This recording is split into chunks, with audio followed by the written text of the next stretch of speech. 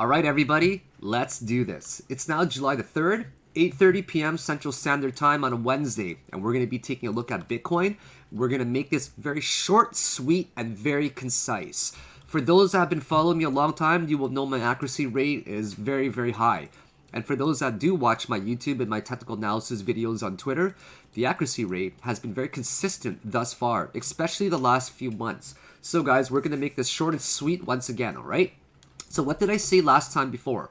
I'm going to show you guys how I identified these specific resistances and what I thought was going to happen before, which actually did happen precisely.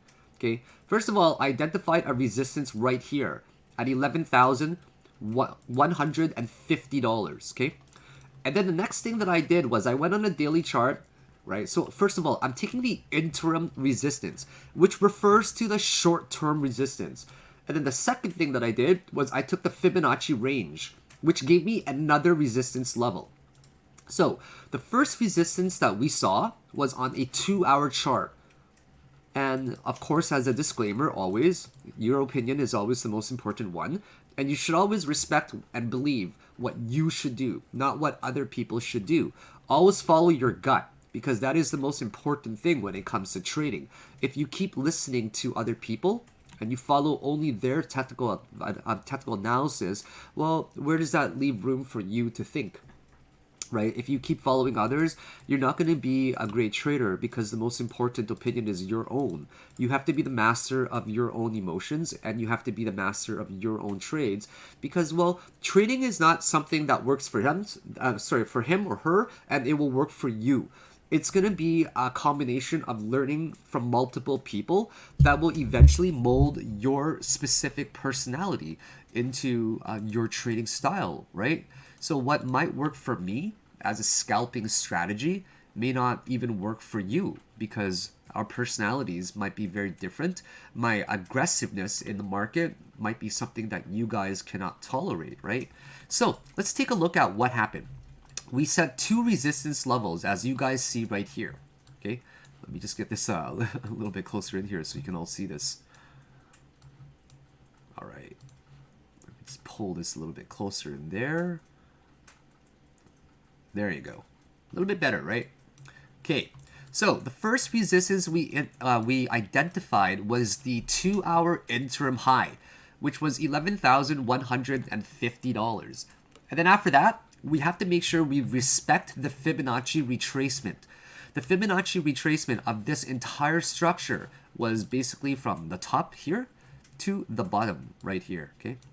Now, if we respect these levels, we're going to identify 2 key resistance levels. And if one broke, we were most likely going to find resistance on the lower end of that as well, okay?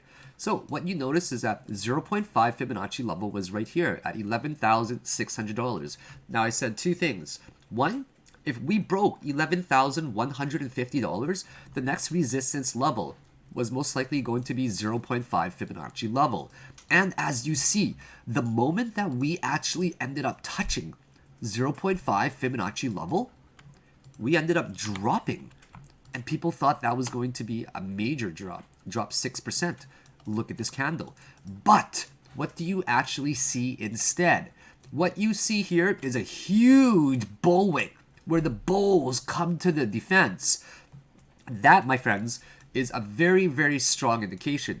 Not only did we, first of all, try to reject at the $11,600 level, but the bears tried to push it back below this $11,150 level. But then the bulls ended up coming to the defense. Now, always remember this. What was formerly a resistance will now act as a support. And then the second thing that I said was that if $11,600 was broken and we actually found support below the previous one, the next target was going to be $11,500 roughly. And what do? We ventured right into the golden pocket zone. The golden pocket zone is a zone between the golden ratio 0.618 and 0.5. So if you do not know how to input this in here, go to your Fibonacci retracement, go to style right here, go to any of these numbers, right? Like choose any of these numbers, right? And then put 0.65, for example, this one here, and then check mark it, right? Check mark it, and then go to your color, and then choose like yellow or gold or whatever color. And then you'll actually get it on here. So we call this golden pocket as a range that catches something, right? Sometimes it could be a bullwhip. Sometimes it could just be a candle like that. But of course, if you look on higher time frames, watch what you're going to see when you go to higher time frames. You just see a wick that is caught in the golden ratio range. And ladies and gentlemen, that was honestly the perfect play, right?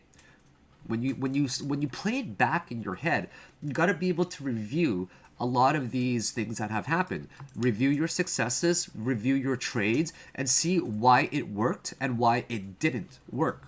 So now what are we doing? Okay, now that we're actually all caught up on the same page and we know exactly what happened, now check this out as well, guys. Okay, let me show you this. Right, where do bears enter the market? Right, it's never just going to be one specific wave that comes down like that, right? There's always going to be a wave going up, and then there's always going to be another wave coming down. At least 1, 2, 3, no matter what. It's just the laws of the market when it comes to just a basic Elliott wave analysis.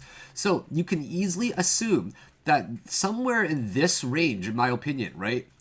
Always after a huge bull run, we're going to get a bounce up there, and the bears are actually going to be entering it somewhere from there, right? And then you can also assume many things as well, okay?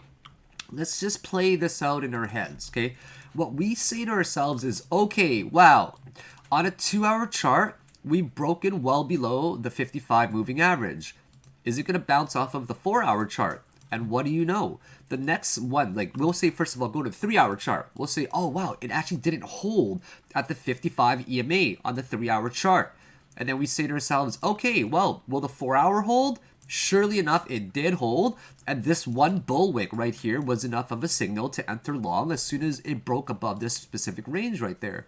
So I'm just giving you guys an idea as well of how this is going to play. Now, now the next thing that I like to do is I like to assume parallelity. That's kind of one of my favorite things to do, right? So let's just say, as an example, this could hold true, okay? If this held true right there, we might get some sort of, let's just go to a different chart, even like that, maybe even an 8-hour chart, right? It looks pretty decent. We're going to test this theory now to see if this is going to hold true and some sort of channel is going to be made in here. So now we got to see, okay? Will 9.6, 9.7K on Bitfinex is 9.7. On other exchanges, it's actually 9.6. We're going to ask ourselves, will this actually hold true? Okay, now we're going to see the next thing. Okay, first of all, we're going to treat this as a resistance for now. 2 hours left. We're getting a bearishly spinning top candle. Okay, a bearishly spinning top candle. Okay, let me show you guys something. This is called hidden bearish divergence. I don't talk about it much whatsoever. Okay. But let me explain to you what hidden bearish divergence is, okay? Just in a nutshell. A hidden bearish divergence is where you are getting a lower high, okay? A lower high, but you are getting a higher high on RSI. Now, what this means for a hidden bearish divergence is that if you're getting an indicator that's a higher high, right? But you're getting price action lower high, it could be a continuation of the downtrend, okay? Right? You guys can Google hidden bearish divergence, hidden bullish divergence, all you guys want, and that's going to give you a better idea of what this refers to, right? So if you look at the RSI here, you're getting a higher high, but if you look at the price action, you're getting a lower high. It doesn't always mean you're gaining strength, right? So check it out, guys. All right, I just pulled up something random on anywhere you can go. Like, for example, look at this one right here, okay? You're getting, for price right here, you are getting a lower high. Agreed? Lower high. Just like right here, you're getting price lower high than the previous ones. But on the indicator, doesn't matter what it is. Could be MACD, it could be RSI. You're now getting a higher high. Make sense? Right? So look at this one more time. I'll pull up another one. You're getting a higher high for indicator, you're getting a higher high for indicator, like for example, here and there, okay? Right there, and also right there, and also right here. We're comparing these points, okay? I know I don't talk about this a lot, but maybe it's something we should talk a lot more about that I'll integrate into my technical analysis, but I like to keep it fairly basic. So once again, a lower high, okay, for price, lower high for price, right? It's not exactly the same if you look at it, right? You got to make sure that you understand that these two prices are not even close to the same right now, right? We're off by, you know, like about 2% or so, or we even compared to this point if you guys want. And then you're getting a higher high for RSI, higher high, right? So once again, this could be a continuation pattern for a testing this point once again, right? Aside from all Elliott wave analysis, guys, for now, we're going to see what kind of formation we're going to get, and we're going to talk a lot about supports and resistances in the future. So now what I am most curious about right now is another test here. Guys, if we test this again, I would be incredibly happy. But I want to be very clear right now that one of the major supports that we have, in my opinion, is still $11,150. If we hold true to hold above there, you never know. We could just completely break out of this specific point over here. But for now, I'm going to take a look at this from just a deduction perspective, right? Where we're going to deduce that, hey, if we actually hold in this specific range above $11,150, there's going to be a really good chance that we're just going to break out of here, right? And this specific point may not even hold as a resistance, right? So that's what I'm really looking forward to seeing. Is this going to hold right here at 11,150? If it doesn't, the next major support that we're going to see is well above, or sorry, not well above, it's above 9,600, 700, depending on the exchange that you're trading in. But if we do hold at 11,150, it really does look like we're going to enter into a really huge bull market. Now, aside from supports and resistances, let's take a look at the bigger picture of the whole thing, okay? On the monthly chart, we got no signs of slowing down. This is a badass chart, guys. This is huge, right? We have no idea how high we're going to get, but what we do see right now is there's still momentum. This crossover right there is an indication, in my opinion, of a very bullish run. That maybe, like I mentioned before, early July, probably not a huge bull run, but I think that near mid and late July, we could have a huge bull run because we've got this MACD crossover and we're also on the positive side. And guys, as you know, that the majority of my profits, it actually ends up coming from a bear market, right? But if you guys hear me being bullish, don't forget that the majority of course, my profits were made in the bull market. Like, there's no denying about that. Anybody could look like a genius in a bull market. Simple as that. So, in my opinion right now, this is amazing. We're only 3 days into the month, and the volume is actually directly proportional when you prorate it to the previous month. So, I'm really enjoying that thus far. Sure, we had a huge bull wick, but guys, we also had we had a huge wick going up like that, right? But there's no denying we also had a huge wick there as well of 16%, huge wick there of 27%. It doesn't mean that we're going to be entering into a bear market. But of course, as a trader, you always have to make sure you're covering your butt from the left, from the right, and you got to see it from multiple different perspectives as well. Because the last thing you want is to have no exit strategy, okay? So just giving you guys a few tips here and there that the monthly looks really good thus far. Now we're going to take a look at it from the perspective of the weekly chart. The weekly chart right here, we have this huge, ugly candle. Do you guys know what it's called? So this candle right here is what we call a shooting star candle. Now, a shooting star candle is usually an indication that one side is losing steam, which are the bears in this particular case, right? The bears are absolutely losing steam right here because, well, that's the candle that's implying it. It implies this is the market psychology behind it, okay? The bulls have attempted to push up, push up, push up, push up, push up, push up. But then what ends up happening is the bears end up taking control of it. It's either people are taking profit or shorts are being entered as well, right? So in my personal opinion right here, yes, it implied strongly that last week we lost steam, but it does not always guarantee it as well, right? It might have implied only for that specific, for example, last 2-3 days. And then, well, look what happened this week thus far. We're about 3 days into the week right now, halfway, and we're going to take a look at CoinMarketCap. So if you take a look at CoinMarketCap, on June the 26th, we're taking a look at $231 billion, okay? And of course, the volume, that massive sell-off happened on June the 27th there, lost a lot. But if you take a look here, 187, okay? 187. So if you take, we started on the 24th, 195, started at 187. So if you do the math, we're directly proportional when we actually prorate it to see how much volume we have compared to last week. So there's actually no signs of this slowing down quite yet right now. Volume looks phenomenal in my opinion. We're starting to pick up the pace and maintaining about a $30,000 volume per day. So I'm very, the bears really did try to take control. But when you're seeing a huge hammer candle here, sure, it might imply we're losing steam. But for now, big question in my mind was, is 9.7K the bottom, right? It really, I know you guys don't want to hear me bullish, but unfortunately, I'm going to give you guys a lot of examples, okay? So, we always want a higher high for our side and a higher high for price, okay? So, if you compare, for example, this peak right here, right now, we're actually just about to poke through, okay?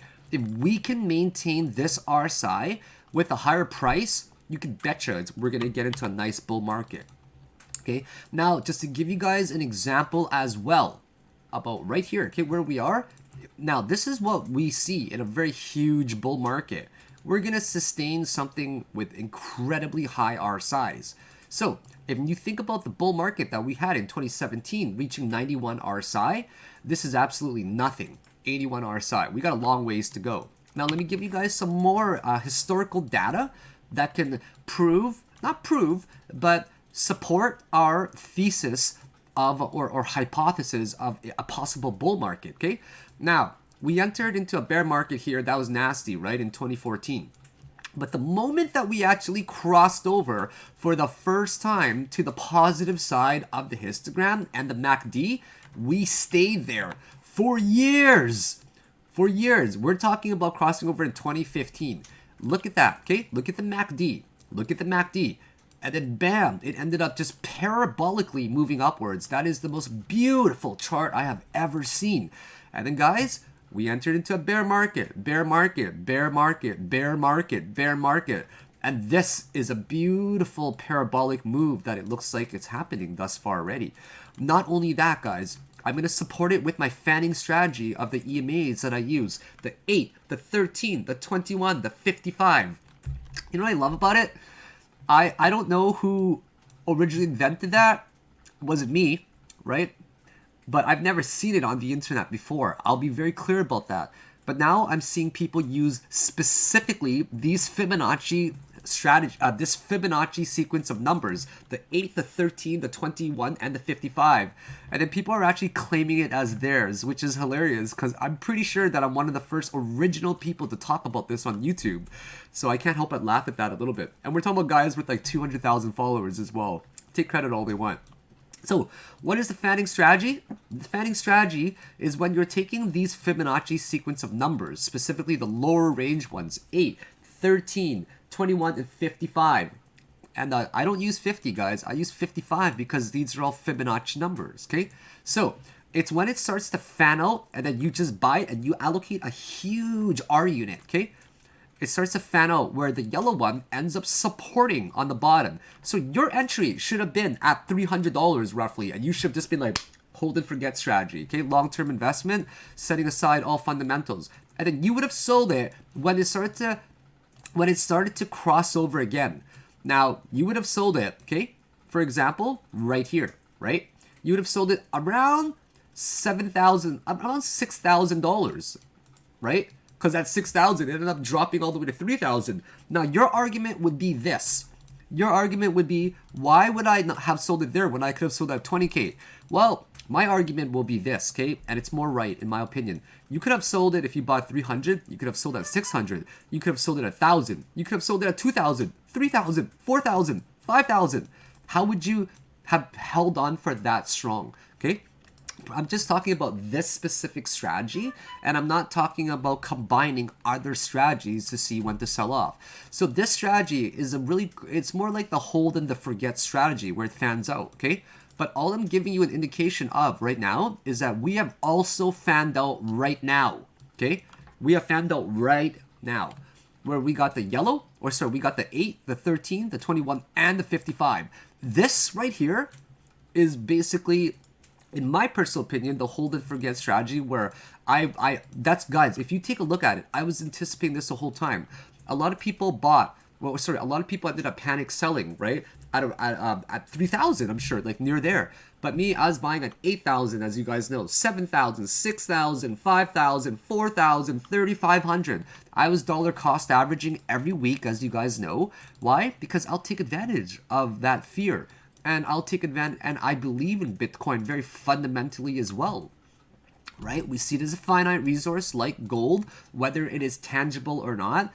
I actually met someone amazing on the weekend, a friend of mine who's, I met him through a friend. He's an economist, and, imagine an economist talking to someone about Bitcoin. It was the most interesting conversation I've had in such a long time, and, it brought up a lot of fundamental points as well. And of course, I'm a technical analyst talking to an economist, so of course he ran circles around me, and it actually encouraged me to learn a lot. He gave me like a list of 20 books to read, which I'll share with you guys on Twitter. It's pretty cool, and you're gonna learn a lot from these books. I actually started downloading some of them already. So anyways, if you take a look on the weekly, this hammer candle is very impressive. You gotta admit, okay? Now, let's see, okay? Let's just see. I know that we're getting a lower low right here, okay? We're getting a lower high, rather, even though, okay, we're getting a higher high there, right? Absolutely true. But, guys, we're actually getting a higher low as well, okay? So it's a very confusing RSI analysis, if you've noticed, right? The bears really did step in full play. But if you've noticed here, ever since for a while now, okay, since like early 2019, right? Actually, very early, we were bouncing off of the 8 and the 8 EMA, and then now we're bouncing off of the 21 EMA. This exponential moving average has proven to be quite amazing. If you take a look at it, right? Take a look, guys. It's bouncing off of all these EMAs, right? And then it bounced off of the 8 EMA, fell through the 8 EMA, but we're talking about on the 3-day, for just as an example, okay? And then on the 3-day, the 21 moving average, bam, spikes through both of them. And if you look on the 3-day right now, okay, which actually just started, right? It actually is finished, the 3-day, July the 6th, okay? Look at the volume in the first day of the 3 days compared to the last previous 3 days. The volume is killer. It's amazing right now. So let's see if we can break this specific range, right? This range right here is a pretty large resistance, in my personal opinion, right here where we are at right now, okay? Now, the last thing we're going to want, honestly, so this candle right here for the July the 4th, which is tomorrow in my time, we got to learn how to differentiate these candles and how these days are thought of, right? So today started the first candle of the 2-day candle. And then this 2-day candle ends July the 6th, okay? So we got to see how this volume is going to hold out and see what kind of range. So right now, in my opinion, aside from that channel I was referring to, this is kind of the range that we're taking a look at, okay? Everything above there is a resistance right now. And the resistance, let's face it, it's about 12,000, okay? That's kind of the resistance that I'm seeing. 12,000 if you look at it on a 2-day, and a support, of course, is about 10,500. Anything below 10,500, 10,600, the bulls are catching it, right? Do you guys see this catch right here on this specific side? So let's zoom out and see how this is actually looking over here as well. Do you guys notice the kind of range? Anytime we drop below here, wick, wick, wick, wick, wick. That's on the 2-hour, 200 moving average. Let's see how the 4-hour is, right? The 4-hour is basically bouncing, right, off of this 200 moving average. Now let's take a look at the daily to see how these guys are forming, right? So we fall down to a specific level. We didn't even touch the 55 EMA. We have not touched the 55 EMA in such a long time. But if you look at the bull run, okay, in 2017, what you're going to see is that we always end up not touching it for a very long time, and then we fall below it. But every time we get to that 55 EMA, we end up bouncing between it. So this is a really hot range, okay? A hot range right there, right between the 55 EMA and the 200. But right now, we haven't even gotten close to touching it. And that's the most impressive thing of this run thus far, okay? Hopefully we don't even get close to it. So right now, the general consensus, in my personal opinion, is this question right here. Is 9.6, 9.7K the bottom before we start getting into a bull run? I do not see signs of this slowing down thus far, okay? So I want to see if this is going to hold true to my horizontal range, or if this is going to hold true in my parallel channel that we talked earlier about right here, okay? Is whichever is going to hold true. And then also, if we get to this specific point, will it bounce off of there, okay? And also 11,150. I'm bringing up a lot of topics today, guys. I'm catching myself up and reviewing on a lot of things as well. Now, let's just, we take a look at so many different factors, such as Constance Brown's RSI rule. Are we staying above 40 RSI or 60 RSI, like on higher time frames? But what I'm seeing is that doesn't matter what time frame we're really getting into, right? We look at the 4-hour, right? 4-hour, 200 moving average. This is looking beautiful, the way it's bouncing off of it, right? But the major time frame to be looking at, in my opinion, is the 4 hours. Right now, especially if you're a swing trader, okay? If you're a swing trader, you want to be looking at the 4-hour because the 200 moving average is holding very, very true. The 200 moving average on the 55 EMA is also holding true. So, risk to reward. We're going to talk about this, okay? You know what? Should I do this video? What do you guys think, huh? All right. So, yeah, I will do it for you guys for my personal RR that I'm going to allocate, okay? And my R unit is much bigger than your R unit. I want to be really clear about that, okay, guys? You might not have the same tolerance as me. So, I want to see right now is if we're going to break above 12K.